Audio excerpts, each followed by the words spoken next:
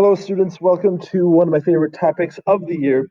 This is called linear programming, and this is the extension lesson to section 3.3. I think this is a really interesting topic because it is completely new to you guys, as well as it is a very real life based type of problems. You would actually potentially see this used, and I think the problems are just interesting, and I like the challenge of it. So hopefully you guys do as well. We'll see how it goes. So what is linear programming? Linear programming would be used to solve a problem like this. We're not going to solve this problem, but let's just lay out this scenario, talk about it. Don't write anything down from this. Let's just say that we had a friend who was going to start selling jewelry. And this friend has $500 to start up. They know that rings cost $5 and necklace costs $10. They want to start out with at least 20 necklaces and want to make sure that they have double the amount of necklaces as rings to meet demand. They know that rings sell for $30 and necklaces sell for $40. What is the most amount of money that your friend can make? So, as you can see, we have this very real life style question, and we have all of these different stipulations, limitations, and we want to try to generally make the most amount of money that we can. The way to solve this problem is going to be a very in-depth, time-consuming process, and this is an introduction to linear programming. Yeah. So, what is linear programming? Linear programming is the process of trying to maximize or minimize an objective function subject to constraints. Now, we don't know what the objective function or constraints means at this time, but essentially what linear programming is trying to do is it's trying to maximize, oh boy, exciting, maximize or minimize something. And generally, what are we going to be trying to maximize or minimize? Money. Okay. That is almost all of the examples that I look at. I think probably all of them that I'm going to ever assign on any of the quizzes or tests is going to be we are trying to maximize our money, and we are going to use linear programming to do so. The constraints are all the possible limitations that we have. They are always going to be inequalities. They are things, if we look back at that ring example or that jewelry example, they are things like the business person wants to have at least double the amount of necklaces as rings. Or even they only have $500 to spend. Okay, those are things that are constraints. Those are things that are limiting you from making an infinite amount of money. Up next, we have the objective function. The objective function is going to be the function. It is going to be an equal sign, just so you know, all the time. The constraints are going to be inequalities, less than, greater than, that type of stuff. The objective function is always going to be equal signs that represents the thing we are trying to maximize or minimize. Like I said, we're almost always trying to maximize money, but hypothetically, we could be trying to minimize something as well. We could be trying to minimize expense, for example, or minimize time wasted, or different resources. I'm trying to maximize or minimize maybe the amount of this certain number of bolts that we're using or something like that. But in all of my examples, the objective function is going to be the money function, right? Because I said all of my examples, you are trying to maximize money. And so generally you can kind of look at the things that are dealing with money, and that's going to guide you to the objective function. And then we have the feasible region. The feasible region is going to be the region of points that satisfies every constraint. If we think to 3.3, right, this is an extension on 3.3. If we think to 3.3, we were graphing inequalities, and then we would shade the appropriate region. Okay. The steps that we are going to do in this section, in the extension on 3.3, is going to be very similar. Our constraints are going to be these inequalities that we would graph. And the feasible region is going to be that part that we would shade. And we will shade.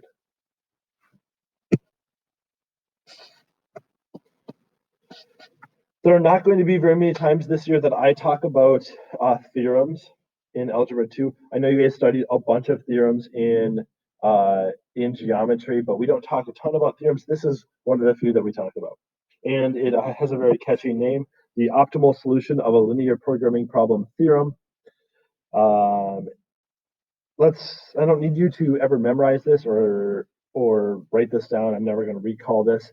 I just kind of want you to understand what it's allowing us to do. So what it says is, if the feasible region for our linear programming problem is bounded. Remember, the feasible region is like our shaded region for inequalities. If our feasible region is bounded, if it's enclosed, if we would shade this, right? Then the objective function has both a minimum and a maximum. Then our objective function, the thing that we are trying to maximize, right? Money, has both a minimum and a maximum. There is a minimum amount of money that we can make and a maximum amount of money that we can make. That's maybe not necessarily exciting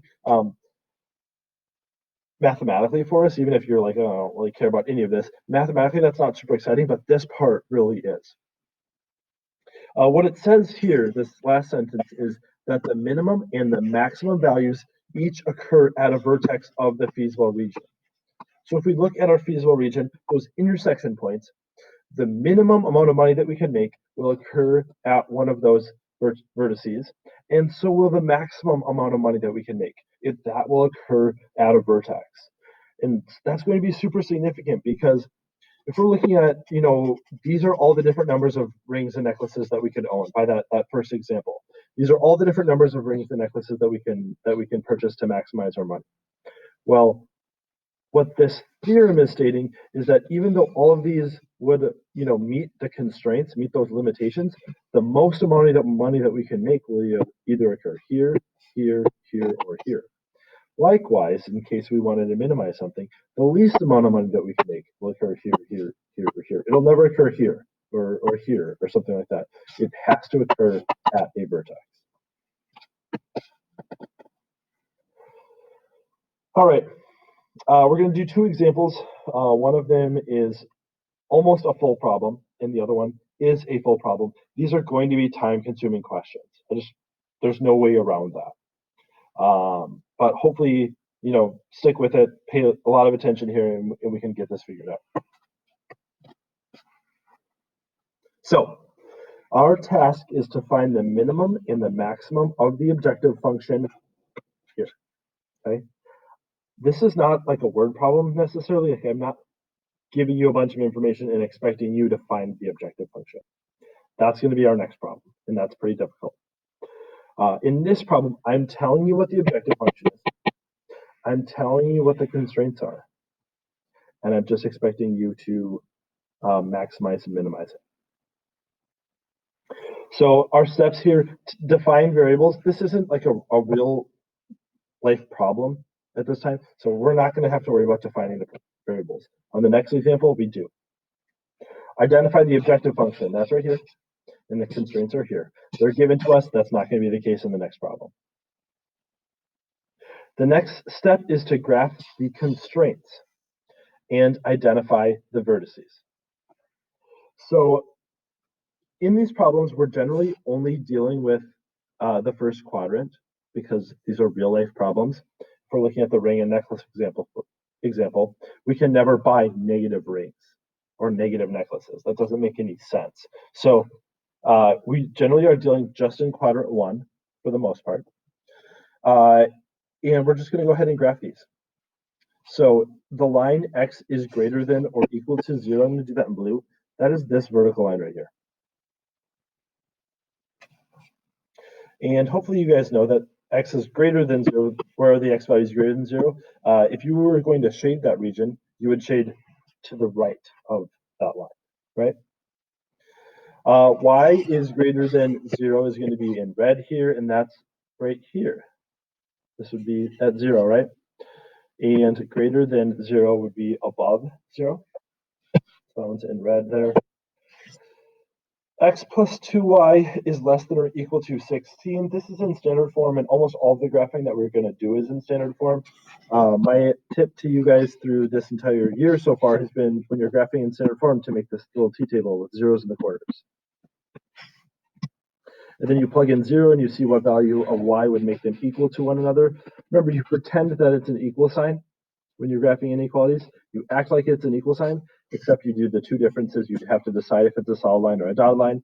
And all of these are or equal to's, so they're all going to be solid. That will always be the case in linear programming problems, at least at the algebra 2 level. So you're going to plug in 0 for x, and then the y value that you would get would be 8, because 2 times 8 is 16, and that would be what would cause them to be equal. That is a positive 8, not a negative 8. If it looks like a negative 8, I'm going to redraw it. I can do better. All right, then you plug in 0 for y. That makes this go away, and then you'd have 16. So this is going to be the t-table for this third constraint. I'm going to go ahead and graph this last one, or at least make the t-table for this last one, so I can decide what I want to make my scale. When I plug in 0 for x, this goes away, and 35 is what I would need to make them equal to one another. And then when I plug in 0 for y, that would be 7. Okay, and this is all from graphing from standard form. Hopefully you guys remember that stuff. So it looks like my y values need to go up to 35. 1, 2, 3. That's not going to be enough, so I should be able to count by, I guess, 3s. I'll count by 5s. 5, 10, no, I don't like that. 1, 2, 3, 4, 5, 6, 7, 8, 9, 10, 11, 12, 13, 14, 15. I'm going to count by 2s. So 2, 4, 6. 0, 35 would be 2, 4, 6, 8, 10, 12, 14, 16, 18, 20, 22, 24, 26, 28, 30, 32, 34, right here. And then 7, 0. 1, 2, 3, 4, 5, 6, 7. Now, I don't love changing the scale like I had to do here, but 0.35 is quite a bit. There's some other ways that I could have done this, but it's super important that we find the accurate intersection, and I'll go over that in a second, but it's not the best if we can avoid it. So 0.35 and 7, 0. I'm going to connect those.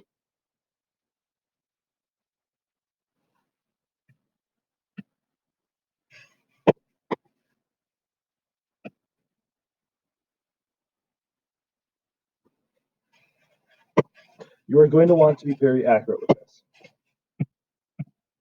You are going to want to use a straight edge. It's just, you'll see why it's very important. But so there is this inequality graph. This other one in purple still. We have 0, 8, 2, 4, 6, 8. That's here. And this one's still going by ones for some reason. I did this weird. 1, 2, 3, 4, 5, 6, 7, 8, 9, 10, 11, 12, 13, 14, 15, 16. That's right there. So now I'm going to connect these two.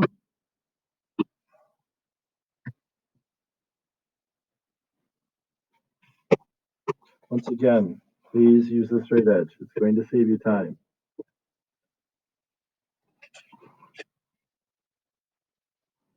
And then we have to look at which region we would be shading. So this line in purple, that's this one. What I'm going to do is I'm going to use the point 0, 0 to test it. If I plug in 0 for x and 0 for y, right? If I plug in 0, 0, 0 is less than 16. So here's 0, 0. I want to shade towards that region. That would be underneath that line. So far I want to shade to the right of the blue line, above the red line, and below this purple line. The last line I have to do this for is the black line, and if I use the test point 0, 0 again, 0 plus 0 is less than 35, so I do want to shade towards 0, 0, which is going to result in us shading this region here.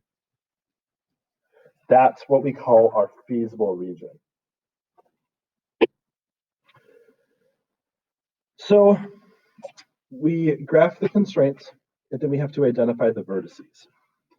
A bunch of the vertices, 3 of the 4 vertices are super easy to identify. One of the vertices is at 0, 0. Right? This has 4 vertices, 1, 2, 3, 4. One of them is at 1, 2, 3, 4, 5. This is at 7, 0. 1, 2, 3, 4, 5, 6, 7. 7, 0. This one's at 0, 8. Now we have to find the intersection between this line and this line. And that is not super obvious to me. I can take a guess. It looks like it's at 1, 2, 3, 4, 5, 6, comma, 2, 4, 5, perhaps. It looks like it might be at 6, comma, 5, and I actually don't know if it's at 6, 5. I'm going to guess and see if I'm right. So I don't know this. I'm not gonna move forward. I'm gonna make sure that I get the correct point. Okay. So how I can do this is I can plug it in for x and y and make sure it makes them both equal to each other. I don't care about the inequality sign right now. I'm verifying that this is the intersection between these two. And if I plug in 6 for x and 5 for y, this is 16 equals 16, right? 6 plus 10 is equal to 16. I'm going to do the same with 6 and 5 for the x and y of the other equation. This is the one.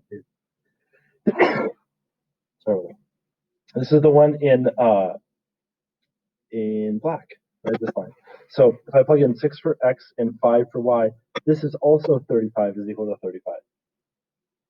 So that does actually work. This is the point of intersection. I kind of got lucky. If you weren't certain, you graphed it and you didn't graph it as well as I did or something like that, the process isn't great. And what you're going to have to do is you're going to have to take both equations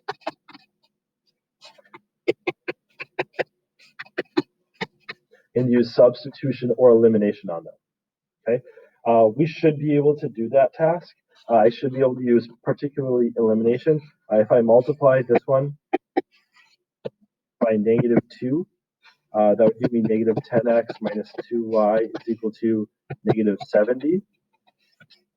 And then I could add these equations together. This would be negative 9x is equal to, now the y's cancel. 16 and negative 70 would make negative 54. So the x value is 6, right? And we found out that was true.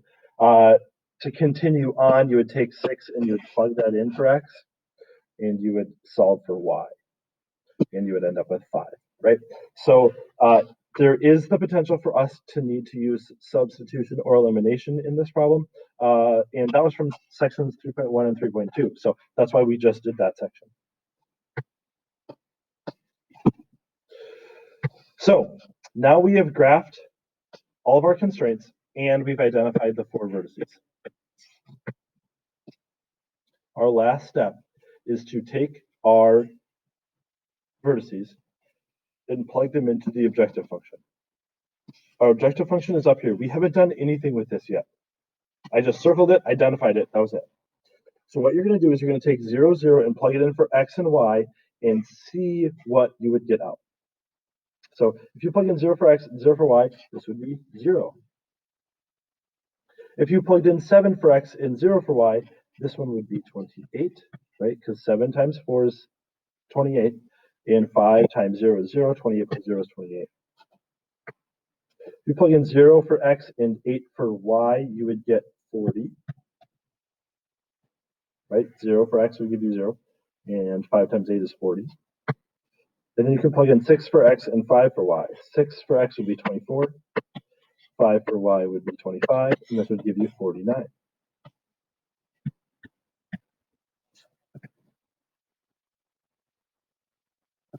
So we are essentially done with our problem. If this was a real-life example, a real-life problem like our next example will be, the answer that I would be looking for would be the maximum is 49 found at 0.65 or something like that. This question, I just asked for the minimum and the maximum. The minimum is 0. This is the least, of if whatever we're trying to maximize or minimize, this is the minimum that we could make from this objective function subject to these constraints. 49 is our maximum.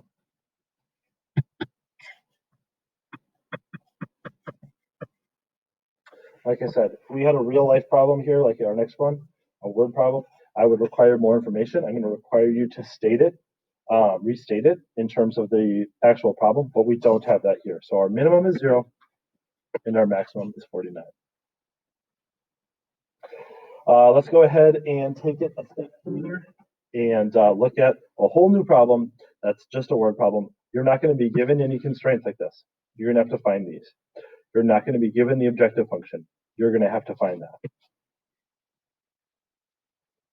All right. Here's our situation. A potter wants to make and sell serving bowls and plates. A bowl uses 5 pounds of clay and a plate uses 4 pounds of clay. The potter has at most 40 pounds of clay and wants to make at least 4 bowls. The profit on a bowl is $35 and the profit on a plate is $30. So, like I said, we're not given the objective function. We're not given the constraints. You guys are going to be responsible for identifying those from this word problem. One of the things I want you to do early on is define the variables. What I mean by that is going to be to say, hey, X, here's the things that we're dealing with. We're dealing with bowls and plates, right? We'll allow one to be X and one to be Y. I'm just going to say, because bowls was listed first, bowls is going to be X and plates is going to be Y. I also need you to identify the objective function. The objective function is going to be the thing that we're trying to maximize or minimize. And I told you all of my examples, it's going to be money. So in this problem, here is our statement that deals with money. For every bowl that we make $35. For every plate that we make $30. Hopefully you guys are able to come up with that objective function. Objective functions are always listed as C equals. That's just traditionally we use the letter C to like be for these linear programming problems, particularly with the objective function. So for every bowl, we make $35. That would be 35x, right? Because we said bowls are x. And $30 for every plate. That is the objective function.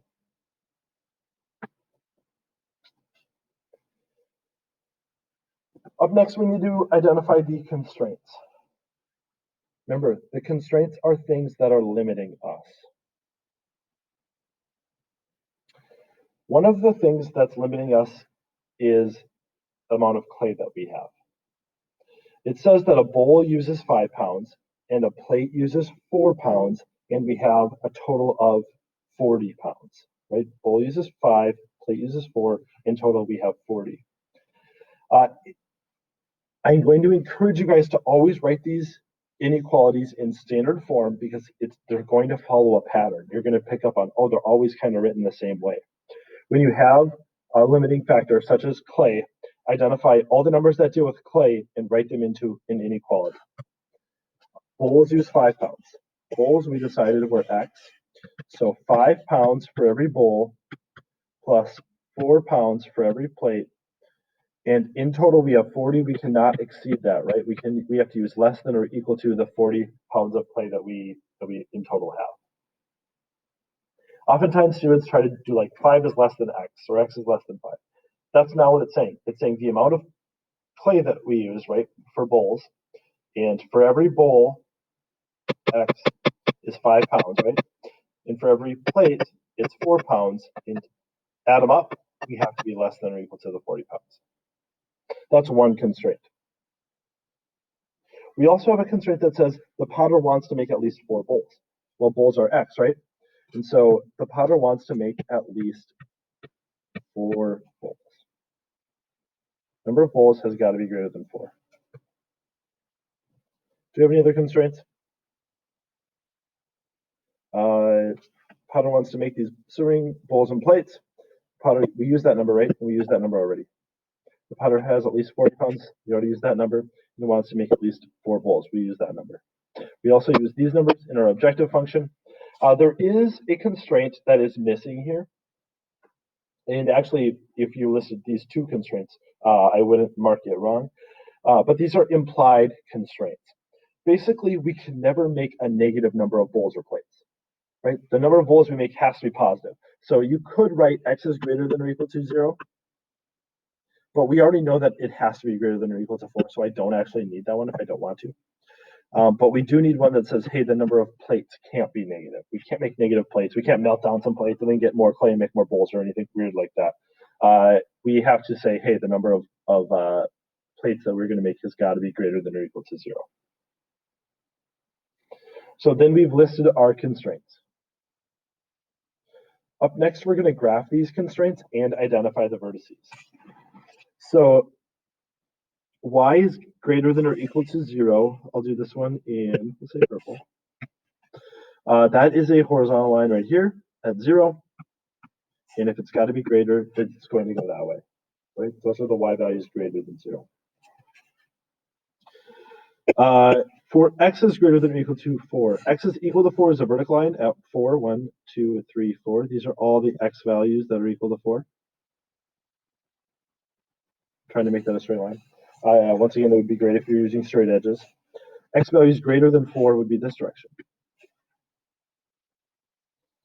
One's in black. And then we have this inequality, and this inequality is in standard form.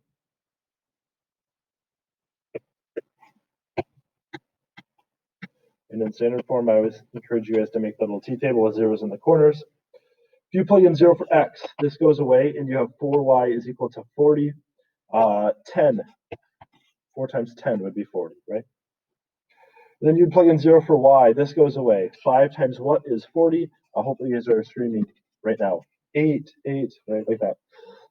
So then we have these 2 points, and we're going to connect them. 0, 10 would be 1, 2, 3, 4, 5, 6, 7, 8, 9, 10. And 8, 0 would be 1, 2, 3, 4, 5, 6, 7, 8. From here, we are going to connect these 2 points.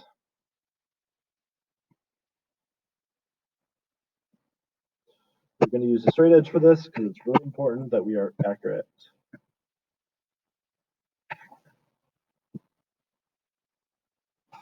When I say important, basically it means you have to do less work. Because if you can get the right point, then you don't have to use substitution or elimination, right? We have to decide which region we're going to shade. The 2 options, we could either shade this direction or this direction of this line that we just drew. So let's go ahead and use the test point 0, 0. I'm always using 0, 0 with these. If you plug in 0 for x and 0 for y, this is true, right? 0 is less than 40, so it's going to be this direction of this line. Making the feasible region this area. Meaning our vertices are here, here, and there. Let's go ahead and find those points. We need to list them. One of them is at 1, 2, 3, 4, 0. One of them is at 4, 1, 2, 3, 4, 5. I believe it's at 4, 5. I'm going to write it down and test it and make sure it works. So when I say works, it should make them equal to one another.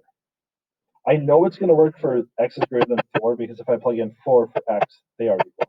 But let's make sure it works here. If I plug in 4 here, 4 times 5 is 20, and 5 times 4 is 20. 20 plus 20 is 40, so that was where that line actually intersected. And the last one is 1, 2, 3, 4, 5, 6, 7, 8, 0.